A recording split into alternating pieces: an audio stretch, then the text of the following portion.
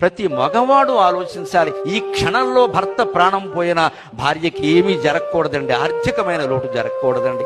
అది బాధ్యత వహించాలి. భర్త అంటే బాధ్యత, లవ్ అంటే రెస్పాన్సిబిలిటీ. అస్తమాను భార్య దగ్గరికి వచ్చి నువ్వు అందంగా ఉన్నావు, అడ్డంగా ఉన్నావు అని ఎదో పోగొడతారు. ఆడాళ్ళు కూడా దీనికే పడిపోతారు, దిక్కుమాలిన జరుగుతుంది.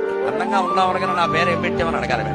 ఎవరికి కావాలి ఈ అందం? బోడి. ఎవడి పేరే పెట్టాడు, తగలబెట్టేస్తాడు. పైగా తిన్నగా ఉండడు అండి, సన్నాసి ఒకడు ఉంటాడు. వాడు అప్పు చేస్తే వీడు హామీ సంతకం పెడతాడు. ఇదో దళితుడు. మా ఫ్రెండ్ అయితే 10,000 దాటి దానం చేసినా అప్పు చేసినా భార్యకి భర్త, భర్తకి భార్య చెప్పవలసిందే. అది భారతీయ ధర్మశాస్త్రం చెప్పిన మాట.